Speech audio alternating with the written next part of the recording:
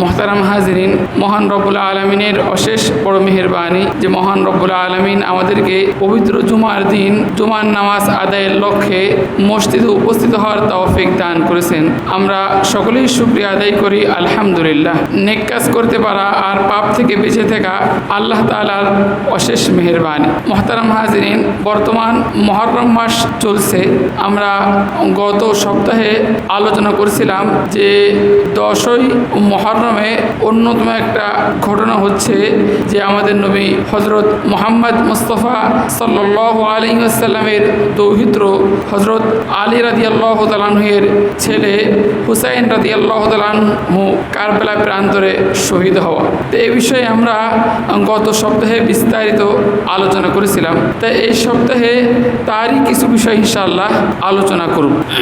দেখেন যে হযরত হুসাইন রাদিয়াল্লাহু তাআলা আনহু তিনি কারবালা প্রান্তরে শাহাদত বরণ করেছেন এবং তৎকালীন সময়ে খলিফা ছিল হযরত মুয়াবিয়া রাদিয়াল্লাহু তাআলা আনহুর পুত্র ইয়াজিদ বিন মুয়াবিয়া এবং তারই গভর্নর উবাইদুল্লাহ বিন জিয়াদের সৈন্যবাহিনীর হাতে নির্মমভাবে শাহাদত বরণ করেন হযরত হুসাইন রাদিয়াল্লাহু তাআলা আনহু। এখন যেহেতু ইয়াজিদের খেলাফতকালেই এই ঘটনা সংঘটিত হয়, এজন্য অবশ্যই ইয়াজিদ এই ঘৃণ্য কর্মকাণ্ডের জন্য দায়ী।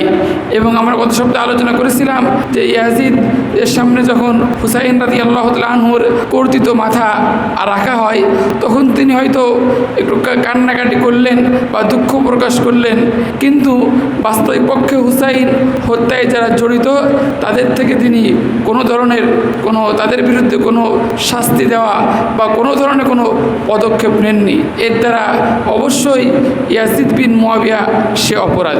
কিন্তু এর আগে কথা হলো যে ইয়াজিদকে মনোনয়ন দেন তার পিতা আল্লাহ রসুলের সম্মানিত সাহাবী মুয়াবিয়া রাদিয়াল্লাহু তাআলা আনহু। এখন যেহেতু ইয়াজিদকে মনোনয়ন দিয়েছিলেন তার পিতা মুয়াবিয়া, অতএব এখন যদি দুয়ে দুয়ে আপনি 4 মিলান তাহলে দাঁড়ায় যে বাহ্যিক দৃষ্টিতে যে হয়তো হুসাইন হত্যার পিছনে আল্লাহ না করুন হযরত মুয়াবিয়া রাদিয়াল্লাহু তাআলা আনহুর কোনো হাত আছে, বা যেহেতু তারই মনোনয়নের কারণেই পরবর্তীতে ইয়াজিদ এই ঘৃণ্য কর্মকাণ্ড ঘটিয়েছে, অতএব হয়তোবা ইয়াজিদ হযরত মুয়াবিয়া রাদিয়াল্লাহু তাআলা আনহু হুসাইনের শাহাদাতের পিছনে দায়ী। তো যদি এই কথা কেউ বলেন বা আজকের ইনশাআল্লাহ এই বিষয়টা আমরা আলোচনা করব।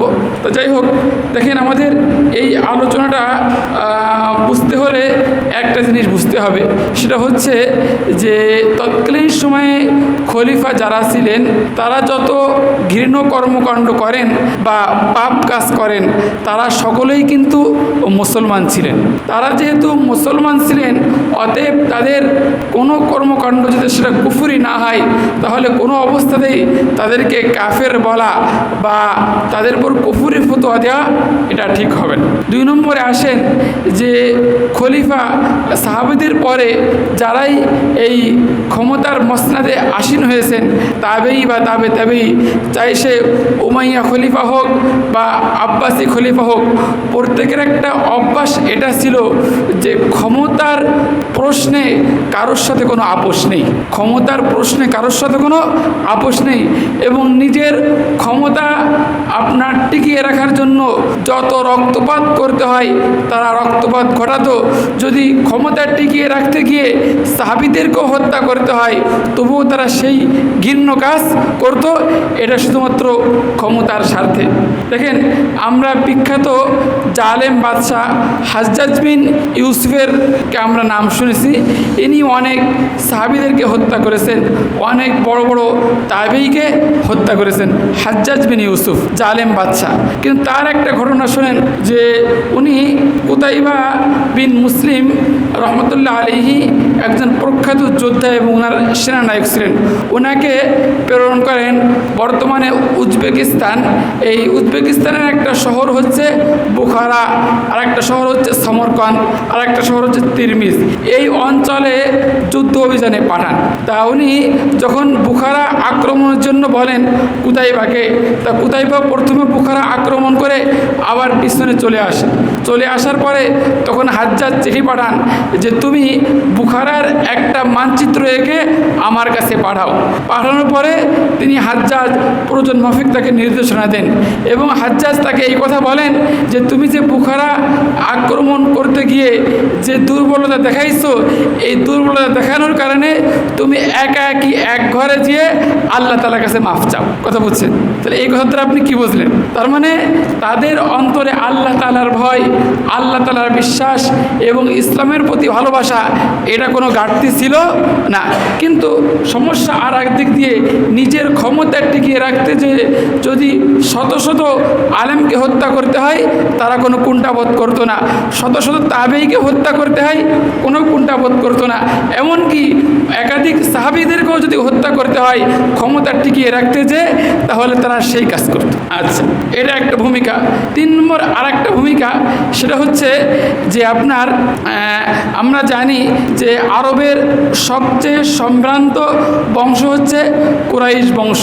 এই কুরাইশ বংশেই আমাদের নবী হযরত মুহাম্মদ মুস্তাফা সাল্লাল্লাহু আলাইহি সাল্লাম জন্মগ্রহণ করেন এবং কুরাইশ বংশের মধ্যে একাধিক শাখা গোত্র ছিল।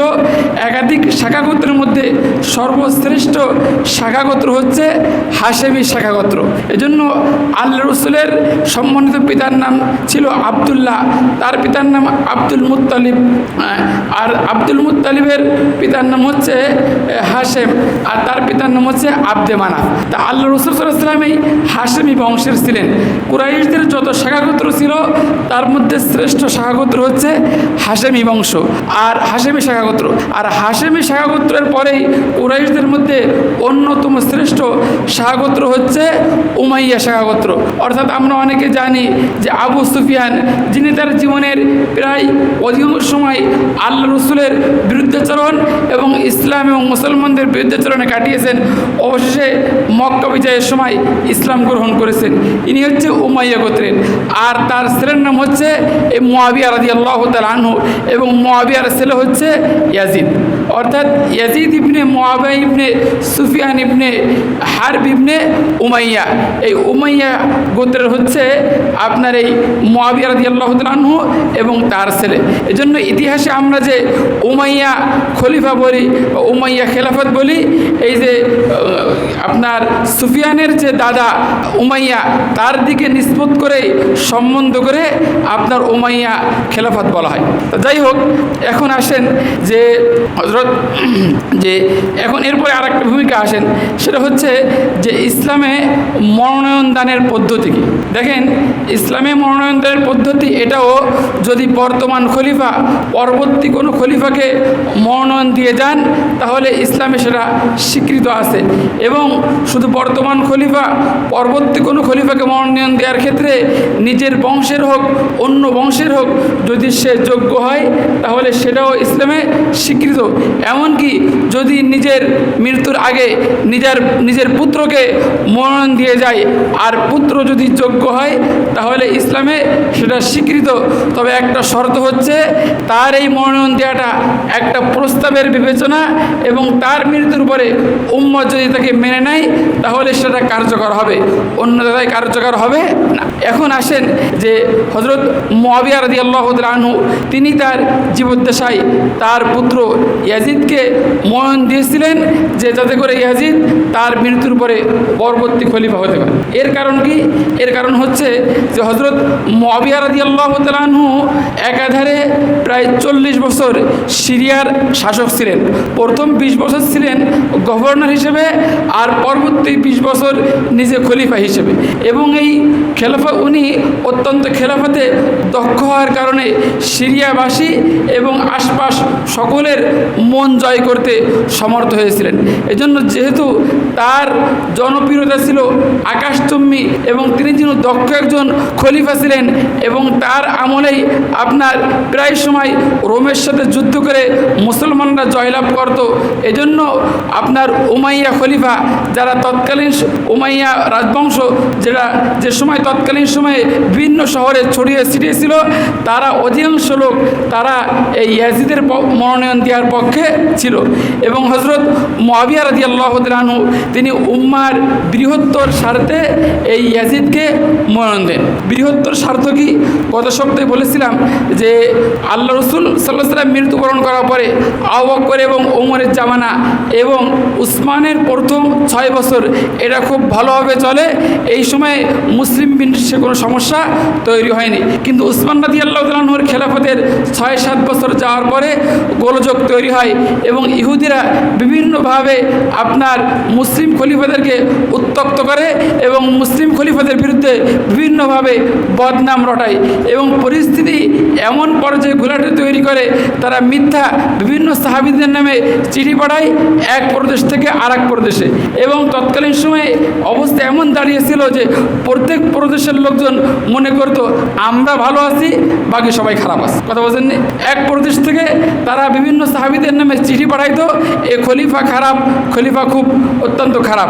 এবার অন্য প্রদেশে পাঠাতো, আবার অন্য প্রদেশ থেকে ওই প্রদেশের যে সমস্ত সাহাবীরা আছে তাদের নামে মিথ্যা চিঠি পাঠাতো এই প্রদেশের কাছে। তার ধরুন অবস্থা এমন তৈরি হয়ে গিয়েছিল উসমান রাদিয়াল্লাহু তাআলার শেষ জামানায় যে প্রত্যেক প্রদেশের লোকজন মনে করত আমরা ভালো আছি আর বাকি সবাই খারাপ আছে। তৎকালীন সময়ে এরকম পত্র পত্রিকা বা মিডিয়ার যুগ ছিল না যে সত্যটা জানা তৎকালীন সময়ে খুবই দুরূহ ব্যাপার ছিল। এখন যখন এই ইহুদিরা উসমান রাদিয়াল্লাহু তাআলার খেলাফতের শেষ সময়ে এই ধরনের গোলযোগ তৈরি করে এবং এক পর্যায়ে উসমান রাদিয়াল্লাহু তাআলার যে আপনার রাষ্ট্রীয় ভবন আছে এটা অবরোধ করে এবং একটা পর্যায়ে উসমান রাদিয়াল্লাহু তাআলাকে শহীদ করে দেয়। এবং উসমান রাদিয়াল্লাহু তাআলার শাহাদাতের পরে যখন আলী রাদিয়াল্লাহু তাআলা খলিফা হন তখন তিনি কোনোভাবেই আপনার স্থিরভাবে দাঁড়াতে পারেননি তার মৃত্যুর আগ পর্যন্ত। অর্থাৎ তার দলের মধ্যে বিভিন্ন শিয়া এবং ইহুদি এজেন্ট এবং আপনার ইসলাম বিদ্বেষী লোক তার দলে আপনার ছিল এবং তাকে কখনো স্থির থাকতে দেয়নি। স্বাভাবিকভাবে স্থির হয়ে দুষ্ট লোকদের বিরুদ্ধে তিনি পদক্ষেপ নেবেন, এটা আলী রাদিয়াল্লাহু তার জীবনে আপনার সুযোগ পান। যেহেতু এই একটা অভিজ্ঞতা ছিল যে উসমানের শাহাদত এবং উসমানের শাহাদতের পরে মুসলিম বিশ্বে গোলযোগ তৈরি হয়ে গিয়েছিল এবং এই জন্য আলী রাদিয়াল্লাহু তাআলা তার 5 বছরের খেলাফতকালে কোনোভাবেই দুষ্ট লোকদের বিরুদ্ধে আপনার প্রতিরোধ গড়ে তুলতে পারেননি, স্থির হতে পারেননি। এজন্য হযরত মুআবিয়া রাদিয়াল্লাহু তাআলা উম্মাহর এই বৃহত্তর স্বার্থে যে আমি যদি মারা যাই তখন আবার এই দেশের মধ্যে পুরা ইসলামী খেলাফতের মধ্যে আপনার অচল অবস্থা তৈরি হয়ে যাবে এবং আবার হত্যাকাণ্ড শুরু হয়ে যাবে, আবার মুসলমানে মারামারি কাটাকাটি শুরু হয়ে যাবে। এই আপনার শুধুমাত্র পুত্রের প্রতি সহজাত ভালোবাসার কারণে নয়, বরং উম্মার বৃহত্তর স্বার্থে হযরত মুআবিয়া রাদিয়াল্লাহু তাআলা তো মৃত্যুর আগে তার ছেলে ইয়াজিদকে মনোনয়ন দিয়ে যান। এরপরে আসেন যে দেখেন যখন মুআবিয়া রাদিয়াল্লাহু তাআলা মৃত্যুবরণ করলেন তখন কি হুসাইন হত্যার কোনো ঘটনা ঘটেছিল নাকি? অর্থাৎ মুআবিয়ার মৃত্যুর বেশ কিছুদিন পরে আপনার কি ছিল? হুসাইন হত্যার ঘটনা ঘটেছিল। অতএব হুসাইন হত্যার কারণে, হুসাইনের শাহাদাতের কারণে মুআবিয়া রাদিয়াল্লাহু তাআলা এর বিরুদ্ধে কোনো কথা বলা যাবে না। কারণ কি উনি যখন পুত্র ইয়াজিদকে মনোনয়ন দেন তখন কিন্তু হুসাইনের যে ট্র্যাজেডি, কারবালা যে ট্র্যাজেডি এটা ছিল না, বরং মনোনয়ন দেওয়ার বেশ কিছুদিন পরে এই হুসাইনের শাহাদাতের ঘটনা ঘটে। তাহলে আমরা এতটুকু বুঝলাম যে হযরত মুআবিয়া রাদিয়াল্লাহু তাআলা আনহু তিনি যে পুত্রকে মনোনয়ন দেন এটা আপনার রাজতন্ত্র প্রতিষ্ঠা করার জন্য না বা খেলাফত ব্যবস্থা ভেঙে রাজতন্ত্র প্রতিষ্ঠা করেছেন এজন্য না, বরং উম্মার ঐক্যের স্বার্থে, বৃহত্তর স্বার্থে। এর দলিল কি দেখেন যে হযরত মুআবিয়া রাদিয়াল্লাহু তাআলা আনহু একদিন উসমানের ছেলে সাইদ সাইদ তার সাথে বিতর্কে আসে। তখন সাইদকে বলেন যে দেখো, আল্লাহ শপথ করে বলতেছি, তোমার পিতা আমার চেয়ে, ইয়াজিদের পিতার চেয়ে আল্লাহ রসুলের কাছে বেশি প্রিয় পাত্র ছিল, এবং তোমার মাও ইয়াজিদের মায়ের চেয়ে আল্লাহ রসুলের কাছে বেশি প্রিয় পাত্র ছিল। তথাপি একথাও তোমাকে মানতে হবে যে তোমার মতন লোক যদি পুরা দেশ ভরে যায় তবুও ইয়াজিদের সমতুল্য হবে না। অর্থাৎ ইয়াজিদ সে বেশ যুদ্ধক্ষেত্রে এবং প্রশাসনিক কর্মে দক্ষ ছিল। আর একবার তিনি জুম্মার খুতবায় ইয়াজিদ সম্পর্কে বলেছিলেন যে হে আল্লাহ, আমি যে আমার পুত্র ইয়াজিদকে মনোনয়ন দিলাম, এটা যদি আমার পিতার প্রতি পুত্রের সহজাত ভালোবাসার কারণে হয়ে থাকে তাহলে তার আগেই তুমি তাকে উঠিয়ে নাও, তাকে মৃত্যু দিয়ে দাও। আর যদি আমি উম্মাহের স্বার্থে, মুসলমানদের কল্যাণের স্বার্থে তাকে মনোনয়ন দিয়ে দিই তাহলে তুমি তাকে সহযোগিতা করো। তাহলে দেখেন, যে লোকটার অন্তরে এরকম, যদি তার কোনো ব্যক্তির অন্তরে খারাপ কোনো চেতনা থাকতো তাহলে কি জুম্মার দিন এভাবে হাজার হাজার লোকের সামনে বক্তৃতার সময় পুত্রের জন্য এই বদদোয়া করতো? কি বলেন, আদৌ করতো নাকি? কখনো সম্ভব না। এজন্য আমরা এতটুকু আলোচনা দ্বারা একথা বোঝাতে চাচ্ছি যে ইয়াজিদকে যখন মুআবিয়া রাদিয়াল্লাহু তাআলা মনোনয়ন দান করেন, এটা আসলে সহজাত পিতার প্রতি পুত্রের ভালোবাসার কারণে নয়, বরং উম্মাহর কল্যাণে এবং উম্মাহর বৃহত্তর স্বার্থে তিনি ইয়াজিদকে মনোনয়ন দেন। বাকি ইয়াজিদ সে তার এই পিতার এই বিশ্বাসটা ঠিক রাখতে পারে নাই, সে অপকর্ম করেছে এবং হুসাইন হত্যার সাথে সে জড়িত, এবং হুসাইনের শাহাদাতের পরে সে মায়া কান্না করেছে, এবং হুসাইন হত্যার সাথে যারা জড়িত ছিল তাদের থেকে সে কোনো প্রতিশোধ নেয় নাই, তাদেরকে কোনো শাস্তি দেয় নাই, বরং সে তাদেরকে আরও প্রমোশন দিয়েছে। এখন আসেন যে সাহাবাদের মধ্যে হযরত মুআবিয়া রাদিয়াল্লাহু আনহু জীবদ্দশায় এবং মুআবিয়ার মৃত্যুর পরেও দুই দল হয়ে গিয়েছিলেন। কিছু লোক হযরত আবু মুসা আশআরী রাদিয়াল্লাহু আনহু সহ অনেক সাহাবী তারা মনে করতেন যে মুআবিয়ার মৃত্যুর পরে ইয়াজিদ হচ্ছে তার পিতার একজন যোগ্য উত্তরসূরি। এজন্য হযরত ইবনে আব্বাস রাদিয়াল্লাহু আনহুকে যখন এই সংবাদ দেওয়া হয় যে খলিফা মুআবিয়া মারা গেছে, তখন তিনি দোয়া করেছিলেন যে আল্লাহ তাআলা মুআবিয়ার প্রতি রহমত দান করুন এবং তার ছেলে ইয়াজিদ সে তার যোগ্য উত্তরসূরি এবং তোমরা তার আনুগত্য করো। হযরত আব্দুল্লাহ ইবনে আব্বাসের মতন একজন প্রাজ্ঞ এবং বিজ্ঞ সাহাবী তিনি এ কথা বলেছিলেন, এবং আপনার অন্য দু একজন সাহাবী তারাও ইয়াজিদের পক্ষে মতামত পেশ করেছিলেন। তথাপি আকাবির সাহাবী যারা আল্লাহ রাসূলের প্রিয় পাত্র ছিলেন, হযরত আব্দুল্লাহ ইবনে ওমর, আব্দুল্লাহ বিন জুবায়ের এবং হযরত মুহাম্মদ ইবনে আবু বকর, হুসাইন রাদিয়াল্লাহু তাআলা এরা সকলেই ইয়াজিদের মনোনয়নের বিরোধী ছিলেন। এমনকি হযরত আব্দুল্লাহ বিন জুবায়ের মুআবিয়াকে বলেন, যদি আপনি কাউকে মনোনয়ন দিতে চান তাহলে এমন ব্যক্তিকে যে দেন যে আপনার বংশের নয়, কারণ কি আপনার মৃত্যুর পরে এটা সমালোচনা হতে পারে। একথা আব্দুল্লাহ বিন জুবায়ের ওনাকে বলেছিলেন, এবং ওনারা একেবারে প্রাণ ভরেই বিশ্বাস করতেন যে ইয়াজিদ সে খেলাফতের উপযুক্ত না। উপযুক্ত যেহেতু না, এজন্য অন্য সাহাবী আব্দুল্লাহ ইবনে ওমর, আব্দুল্লাহ বিন জুবায়ের, হুসাইন রাদিয়াল্লাহু তাআলা সহ আকাবের বড় বড় সাহাবী তারা ইয়াজিদের মনোনয়নের বিরোধিতা করেছিলেন। এবং এমনকি যেহেতু সে যোগ্য না, এজন্য মক্কা মদিনায় যেহেতু তাকে মেনে নেয় নাই, এজন্য মুআবিয়ার মৃত্যুর পরে ইয়াজিদ যখন খলিফা হন তখন হুসাইন রাদিয়াল্লাহু তাআলা যে কুফাতে গিয়েছিলেন উদ্দেশ্য এটাই, যেহেতু ইয়াজিদ যোগ্য খলিফা না এবং ইয়াজিদকে দেশের সকলে মেনে নেয়নি, এজন্য ইয়াজিদের অপসারণ দরকার এবং কুরআন সুন্নাহ প্রতিষ্ঠা দরকার। কিন্তু পরক্ষণেই যখন তিনি বুঝতে পারলেন যে না, ইয়াজিদ কুফাবাসীরা তার সাথে বিশ্বাসঘাতকতা করেছে এবং কুফাবাসীরা হুসাইনকে খলিফা হিসেবে মেনে নেয় নাই, তখন তিনি ঐতিহাসিক 3টা দফা প্রস্তাব পেশ করেছিলেন, যেটা গত সপ্তাহে আমরা বলেছি। হুসাইন বলেছিলেন যে দেখো, কেন তোমরা আমাকে হত্যা করতে চাইছো, আমি তোমাদেরকে 3টা প্রস্তাব দিই, হয় তোমরা আমাকে ছেড়ে দাও, আমি মদিনায় চলে যাই, অথবা আমাকে ছেড়ে দাও, সীমান্ত এলাকায় গিয়ে আমি যুদ্ধ করি, অথবা তোমরা আমাকে ইয়াজিদের কাছে পৌঁছায় দাও, আমি ইয়াজিদের হাতে হাত দিব এবং ইয়াজিদের সাথে আমার বোঝাপড়া হবে। কথা বলেননি? তাহলে বোঝা গেল গেল উনি যখন বুঝলেন যে আসলেই সকলেই মেনে নিয়েছে বা অস্ত্রের জোরে সকলে মেনে নিয়েছে, তখন তিনি কিন্তু তার মত পাল্টে ফেলেন। আজ এখন দেখেন যে এই ব্যাখ্যাগুলো আমরা কেন করছি, এর কারণ হচ্ছে যে আমরা একথা বিশ্বাস করি আল্লাহ রসুলের পরে উম্মাহর সর্বশ্রেষ্ঠ সন্তান হচ্ছেন সাহাবায়ে কেরাম। অতএব সাহাবাদের শানে এমন কোনো কথা আমাদের বলা উচিত হবে না যে কথাগুলো সাহাবাদের উপর কলঙ্ক পড়ে এবং এর দ্বারা চিরতরের জন্য ইসলামটা বাদ হয়ে যায়।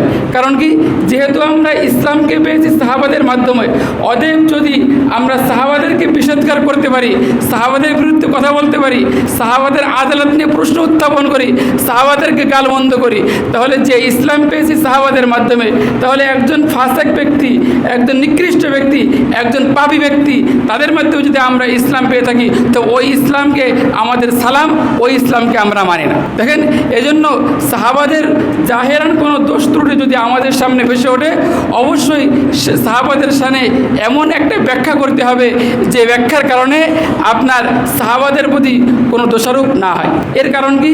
এর কারণ হচ্ছে দেখেন, সাহাবীদের মর্যাদা, সাহাবাদের আদালত, সাহাবীদের সত্যবাদিতা, এটা উম্মার সামনে একেবারে দিবালোকের ন্যায় স্পষ্ট। কিন্তু সাহাবীদের যে সমস্ত দুর্নাম আছে, এই সমস্ত দুর্নাম হচ্ছে ঐতিহাসিক বর্ণনা দ্বারা, ইতিহাস দ্বারা আপনার কি সাব্যস্ত। অতএব এখন আমার কাছে প্রশ্ন যে আমরা কোরআন হাদিসে যেটা আছে সেটা মানবো না ঐতিহাসিক বর্ণনায় ইতিহাসবিদরা যা লিখেছে সেটা মানব? কথা আর একটু পরিষ্কার করে বলি। দেখেন যে হযরত আলী রাদিয়াল্লাহু আনহুর সহচর কিছু দুষ্ট লোক ছিলেন শিয়ারা, তারা সাহাবা বিদ্বেষী, তারা সবসময় সাহাবীদেরকে গালিগালাজ করেন। এখন তাদের হাতে যখন কলম যাবে, তখন তারা কি সাহাবীদের ভালো কথা লাগবে না খারাপ কথা লাগবে? কথা বোঝেননি? সহজ একটা উদাহরণ দেন। যদি মনে করেন যে ছাত্র শিবির ছাত্রলীগের ইতিহাস লেখে, অথবা ছাত্রলীগ ছাত্র শিবিরের ইতিহাস লেখে, তাহলে খুব প্রশংসা লাগবে, তাই না? কি বলেন? ছাত্রলীগকে যদি দায়িত্ব দেওয়া হয় ছাত্র শিবিরের ইতিহাস লেখার জন্য, খুব ভালো লাগবে? ভালো লাগবে নাকি? তাহলে শিয়াদেরকে যদি দায়িত্ব দেওয়া হয় যে তোমরা সাহাবাদের ইতিহাস লেখো, তাহলে খুব ভালো লাগবে না খারাপ লাগবে? এবং যে সমস্ত 2-4 জন গবেষক আলেম যারা ওই সমস্ত বাতিল বর্ণনার ভিত্তিতে সাহাবীদেরকে কলুষিত করতে চান, তারা ওই সমস্ত শিয়াদের থেকে বর্ণনা নিয়ে শিয়াদের ইতিহাস নিয়ে তারা নাড়াচাড়া করে। দেখেন যে সাহাবাদের সত্যবাদিতা, সাহাবাদের জীবন উৎসর্গ, এটা আমরা জানি। আজকে একটা আমি কথা শুনোই, সাহাবারা পাপের পরে অবস্থা কেমন ছিল। মুসলিমের রিওয়ায়াত, হযরত মায়েজ আসলামী রাদিয়াল্লাহু তাআলা আনহু, এই সাহাবী, ইনি শয়তানের ধোঁকায় পড়ে জেনা করেছিলেন। জেনা করার পরে তিনি দেখেন যে একজন ব্যক্তি যখন পাপ কাজ করে তখন কিন্তু সে তার পাপ লুকায়, কিন্তু যদি সে নেককার হয়ে থাকে, লুকানোর পরেও তার অন্তরের মধ্যে একটা জ্বালা পোড়া তৈরি হয়ে যায় পাপের কারণে। তা মায়েদ আসলামী রাদিয়াল্লাহু তাআলা আনহু, তিনি জেনা করার পরে আল্লাহ রাসূলের কাছে এসে আসতেন। উনি জানতেন যে ওই সময় জেনের শাস্তি হচ্ছে পাথর মেরে হত্যা করা, এবং যেটা এখনও বহাল আছে ইসলামে। তো উনি এসে বললেন, ইয়া রাসূলুল্লাহ, আপনি আমাকে পবিত্র করুন। তখন আল্লাহ রাসূল মুখ ফিরিয়ে নিলেন। দ্বিতীয়বার আবার এসে বললেন, ইয়া রাসূলুল্লাহ, আপনি আমাকে পবিত্র করুন। আল্লাহ রাসূল মুখ ফিরিয়ে নিলেন। তৃতীয়বার এসে বললেন, ইয়া রাসূলুল্লাহ, আপনি আমাকে পবিত্র করুন। আল্লাহ রাসূল মুখ ফিরিয়ে নিলেন। চারবার এসে চতুর্থবার এসে বললেন, ইয়া রাসূলুল্লাহ, আপনি আমাকে পবিত্র করুন। তখন আল্লাহ রাসূল বললেন, তোমাকে কিসের থেকে পবিত্র করব? তখন তিনি বললেন, ইয়া রাসূলুল্লাহ, ইন্নী জানাইতু, আমি জেনা করেছি, অতএব আপনি আমাকে পাথর মেরে হত্যা করে আপনি আমাকে পবিত্র করুন। এরপরে আল্লাহ রাসূল বললেন যে দেখো, তুমি আল্লাহ তাআলার কাছে মাপ চাও। তখন তিনি একটু পরে আবার ফিরে আসছেন। এভাবে 4বার আসার পরে যখন তাকে পাথর মেরে হত্যা করা হলো, এরপরে আল্লাহ রাসূল, হাদিসে আসছে, আল্লাহ রাসূল 3 দিন পর আসেন, এসে বললেন যে ইস্তাগফিরু লিমায়েজ, তোমরা মায়েজ আসলামের জন্য ক্ষমা প্রার্থনা করো। লাকাদ তাবা তাওবাতান, সে এমন একটা তওবা করেছে, যদি এই তওবা কোনো উম্মতের মাঝে বন্টন করে দেওয়া হতো, সে উম্মতকে ক্ষমা করার জন্য যথেষ্ট হয়ে যেত। কথা বোঝেননি? মানে সে এমন একটা তওবা করেছে আল্লাহ তাআলার কাছে, যদি একটা জাতিকে এই তওবা বন্টন করে দেওয়া হতো আর এই জাতিকে ক্ষমা করা হতো, তাহলে এই জাতির ক্ষমার জন্য যথেষ্ট হয়ে যেত। সে এমন একটা তওবা করেছে। আর একটা হাদিস শোনেন, তখন বোঝা গেল সাহাবায়ে কেরাম অনেক সময় একটা পাপ করেছেন, কিন্তু পাপের পরে তাদের যে অনুশোচনা আসছে, এটা আসলে কল্পনিক। আর একটা হাদিসে আসছে, এটাও মুসলিমের রিওয়ায়াত, আবু মাসউদ আল আনসারী, তিনি একদিন তার এক দাসকে প্রহার করেছিলেন, মারতেছিলেন। ইসলামের দাসকে শাসনের জন্য টুকটাক প্রহার করা এটা বৈধ আছে। তিনি যখন মারতেছেন তিনি বলেন, ইতিমধ্যে আমি পিছন থেকে আওয়াজ শুনলাম, পিছন থেকে আওয়াজ আসতেছে, ইলাম আবা মাসউদ লাল্লাহি আকদারু আলাইকা মিনকা আলাইহি। আবু মাসউদ, আল্লাহর শপথ করে বলছি, আল্লাহ তাআলা তোমার পর বেশি ক্ষমতাবান যতটুকু তুমি তোমার দাসের প্রতি ক্ষমতাবান তার চাইতে। এরপরে উনি বলেন, ফাইদান ইলতাফাত্তু ফাইদান হুয়া রাসূলুল্লাহ। আমি তাকাই দেখি পিছনে আল্লাহ রসুল দাঁড়ায় আছেন। তখন আমি সাথে সাথে বললাম, হুয়া হুররুন লিওয়াজহিল্লাহ, হে আল্লাহ রসুল, আমি তাকে মুক্ত করে দিলাম। সুবহানাল্লাহ বলবেন না? তাহলে দেখেন যে উনি এই মারটা ইসলামে অবকাশ আছে, তথাপি উনি মারতেছিলেন, আল্লাহ রসুলটা অপছন্দ করেছেন, সাথে সাথেই আপনার দাসকে কী করে দিলেন? মুক্ত করে দিলেন। একটা দাস তৎকালীন সময় অনেক টাকা লাগতো কিনতে, এবং তাকে মুক্ত করা মানে আর্থিকভাবে অনেক লোকসান হওয়া। তাহলে দেখেন উনি একটা পাপ কাজ করেছিলেন যেটার অনুমোদন শরিয়াতে আছে, গোলামকে দাসকে মারা। কিন্তু যখনই আর দেখেন আল্লাহ রসুলকে দেখলেন, আর তিনি দেখলেন আল্লাহ রসুল অপছন্দ করেছেন, তাহলে তিনি সাথে সাথে কী বললেন? হে আল্লাহ রসুল, আল্লাহর সন্তুষ্টির জন্য আমি তাকে মুক্ত করে দিলাম। আবু যার রাদিয়াল্লাহু তাআলা আনহু তিনি কাজ করেছিলেন, তার সাথে তার গোলাম ছিল। এক সাহাবী বলেন যে আমরা আবু যারের নিকট দিয়ে যাচ্ছিলাম, দেখলাম তার গায়ে যে মানের পোশাক, তার গোলাম দাসের গায়েও ওই মানের পোশাক। তখন আমরা বললাম যে আবু যার, আপনি তো গোলামের পোশাকটা আপনি গায়ে দিতেন, তাহলে তো আপনার একটা সেট হয়ে যেত, তা আপনি একটা গায়ে দিয়েছেন আর একটা গোলামকে গায়ে দিয়েছেন। তখন তিনি বলেন যে দেখো, একদিনের ঘটনা, আমি আমার এক গোলামকে তার মা বাপ তুলে গালিগালাজ করলাম। তখন সে আল্লাহ রসুলের কাছে আমার বিরুদ্ধে অভিযোগ করলো। তখন আমি বললাম, ইয়া রাসূলুল্লাহ, যখন কেউ গালিগালাজ করে তখন তো স্বাভাবিকভাবে সে মা বাপ তুলেই গালিগালাজ করে। তখন আল্লাহ রসুল বললেন, আবু যার, ইন্নাকা মুরুন ফিকা জাহিলিয়াতুন। ওই আবু যার, তুমি এমন এক ব্যক্তি যার মধ্যে এখন জাহিলিয়াতের স্বভাব আছে। তখন থেকে আমি নিয়ত করলাম, এবং আল্লাহ রসুল তখন থেকে বললেন, দেখো তোমাদের গোলামকে তোমাদের অনুগত করে দেওয়া আছে, তোমরা যা খাবে তাদেরকেও তাই খাওয়াবে, তোমরা যা পরবে তাদেরকেও তাই পরাবে।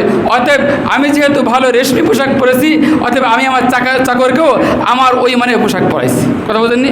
অথচ আমরা সকলেই জানি নিজে যে পোশাক পরা হয় ওই মানে পোশাক দেওয়া কিনা জরুরি, যে কোনো নর্মাল পোশাক দিয়েও যেতে পারে, তথাপি শুধু আল্লাহ রসুল বলেছেন, এই জন্য তিনি পালনটা করলেন। তাহলে বোঝা গেল যে সাহাবায়ে কেরাম থেকে দু একটা ভুল ত্রুটি হয়েছে, কিন্তু ভুল ত্রুটি হওয়ার পর তারা যে তওবা করেছেন, এই তওবাটা অসাধারণ তওবা ছিল।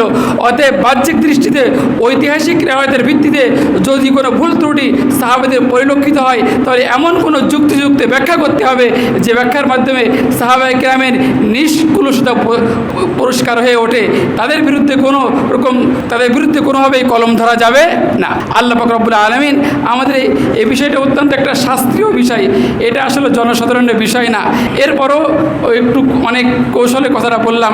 আল্লাহ পাক রব্বুল আলামিন আমাদেরকে এর থেকে যতটুকু বোঝার তৌফিক দান করুন। আমিন। ওয়া আখিরু দাওয়ানা আনিল হামদুলিল্লাহি রাব্বিল আলামিন।